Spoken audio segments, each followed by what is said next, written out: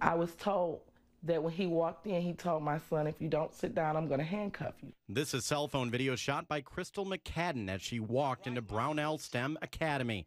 Her son handcuffed behind his back.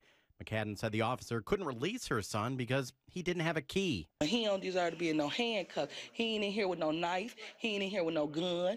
The officer eventually got a key and released her son. McCadden asked her son about what happened. The first thing came out of his mouth, he said, I did not kick. I was kicking the cart. I was kicking the cart. The officer used handcuffs to restrain the child to prevent injury to the child or others. I don't want a kid to feel like, oh, if I do something wrong, I'm going to get handcuffed. And the mom further goes on to say the son has ADHD but has never been violent. Back with Sam, Rolanda, Mike, John, and Ariva.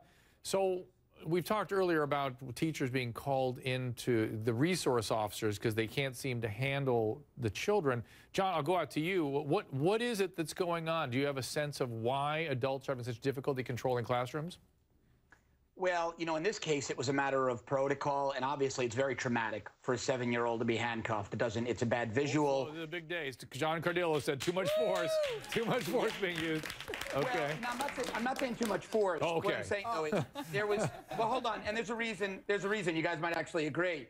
One of the things I read was that when the call was made to the officer, it was alleged that the child was trying to hurt himself. Okay. And you are trained to restrain the child, and you train that the hands are the path to injury. So while it looks bad, and I know it's traumatic, it probably was safest for everyone concerned, including the child. No. But not having a key was ridiculous. You know, Ariva, there's some things, Dr. Drew, that should never be done. Yeah. Putting handcuffs on a 7-year-old. Can we just agree in this country? We should never do that.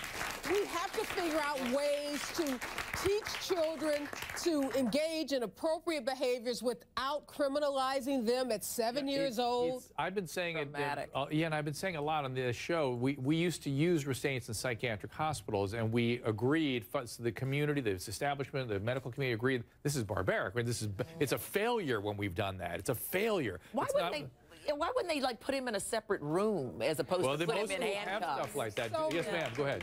Well, my point is that if you can't control a 7-year-old without putting him in handcuffs, then you don't need to be in the classroom. You don't need to be the peace officer at school. You need to go sit down somewhere, okay? A 7-year-old, you will traumatize them for life. You are teaching that child that he is going to go to prison and everything.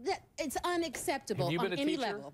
I was a substitute teacher. What age group did you work with? I've worked from kindergarten all the way up to 14-year-olds, and I found that 14-year-olds were too much for me to handle, so I stopped. Well, it looks like that was 14-year-olds that we were looking at in that first tape. Do you have any insight or point of view that's different than we've been discussing here? Well, I worked with special ed, and those children, they do get a little... Yeah, and when I saw that substitute teacher, the way she sort of stayed calm and centered and hung in, that's how you're trained to behave, right? You have to keep it controlled. And in a case like that, she should have gotten up and left the classroom and gotten some help, because he could have bashed her in the head. But he could have hurt the other kids just as well. I mean, she hung in with it. Yes, but she was a tiny little woman, and I'm sorry, I would not have stayed in there. I would have gotten help. But when you're overpowered like that, you have to get help, because that situation was completely out of control. It just should not have happened. Well, and then the question, I guess, that's asked is, when you take the responsibility out of the teacher's hands and an officer or a resource officer of some sort is called,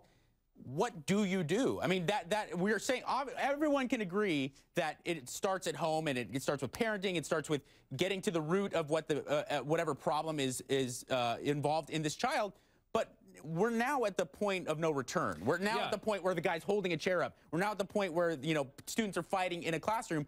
How can you fault sometimes? And I'm not saying, you know, well, listen, I'm not making excuses for anything, but if you're called as an officer and you show up and a guy's holding a chair above his head, I mean, we have to be able to distinguish, Mike, between that video where someone's holding a chair threatening and harm, that a 7-year-old that maybe is kicking what we've been told is a cart. Yeah. Totally different. And of course, like, you know, like John said, the visual of a 7-year-old being handcuffed it's disgusting. But at the same time, like, the argument remains, when you're called in and you've been told there is a student who's acting up, he's acting violent maybe towards himself or herself or to other students, I mean, you're coming into the situation with a whole different kind of idea on what's going on than someone who's been in there watching. Let me read what the police chief has told us. He says, quote, "We've initiated and scheduled training for all officers in de-escalation and communication specifically geared to children. I've apologized to the mother for this situation and assured her that we will protect the integrity of this investigation and will be transparent in our findings." That's great. That's good, Ariva, right? You go. That is a great acknowledgement by that police officer that something went wrong in that classroom. But usually and they're going to try to fix it. They're going to fix it. They're going to try to fix it. Which That's is an good. important first All right, step.